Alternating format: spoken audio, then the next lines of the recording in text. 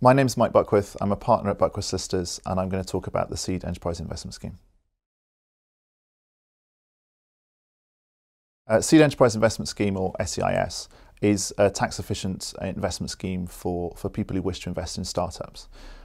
The government introduced it a couple of years back, and the idea was to encourage people to make what are effectively very high-risk investments and provide startup capital to startup businesses. And what it does is it gives people a tax rebate on their income tax and capital gains tax bills as a result of the investment they make.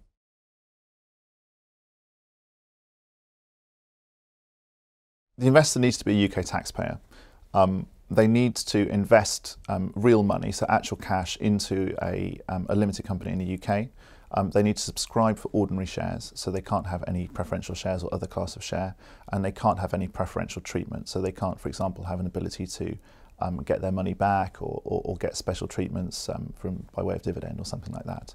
So the final qualification is that they must hold the shares for 3 years, so that's the period in which they have to hold them, and the requirements of the SEIS scheme must be complied with for the entirety of that period.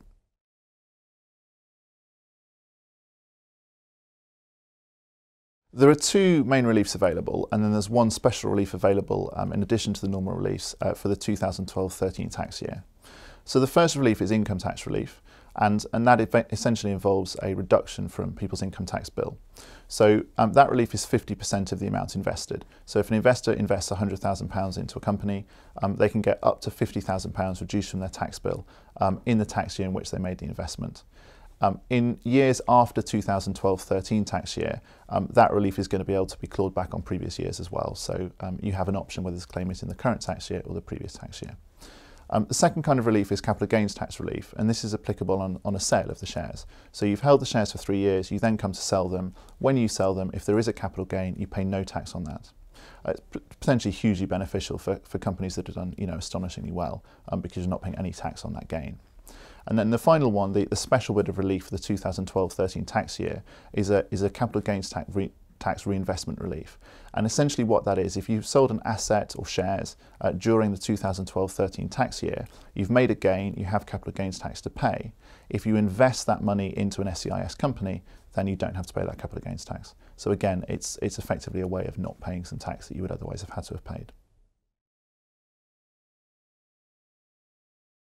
The main qualification for the company is it must carry on what's called a qualifying trade, and that essentially means that it can't be dealing with property or significant assets. So the idea here is essentially that the investment should be relatively risky, and the principle is that if you're dealing with property, there's significant assets there, and therefore there's an ability for the investor to take a hell of a lot more comfort on the sort of safety of their investment. The other sort of key things to think about from the company's perspective is, does its share capital work? In other words, is it investing ordinary shares to its SEIS investors? And also, are there any sort of rights in the articles that perhaps give them the investors privileged or preferential treatment? Those, as I mentioned earlier, would obviously void the relief. The most important thing, as we sort of mentioned earlier, is that the investor must be issued with ordinary shares. So what that means in principle is that convertible debt structures just don't work. By convertible debt, what I mean is that somebody lends some money to the company, and then at a future point it's perhaps converted into shares. That conversion doesn't work for SEIS purposes. Indeed, actually, any debt relationship in the 12 months prior to an SEIS investment is extremely likely to void the relief. And the reason for that is that the revenue view the repayment of the debt as a return of value to the investor, and that's prohibited by the scheme. Ideally, before the investment is made, the company would send something called an advance assurance to the revenue. And this is really a sort of soft comfort from the revenue that, in their view, the requirements of SEIS scheme are met. It's not binding on the revenue, but they have indicated that unless something material changes, they are prepared to be bound by it.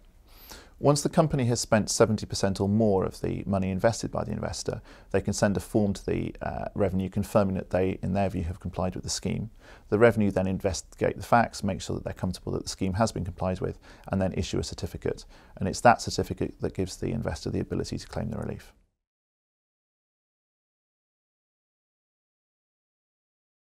In order to get the maximum relief available, an investor is going to have a pretty significant income.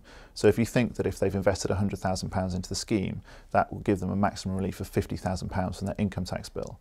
Clearly, in order to get that relief, they have to have an income tax bill of £50,000. And so what we're really talking about here is people who are frankly high net worths.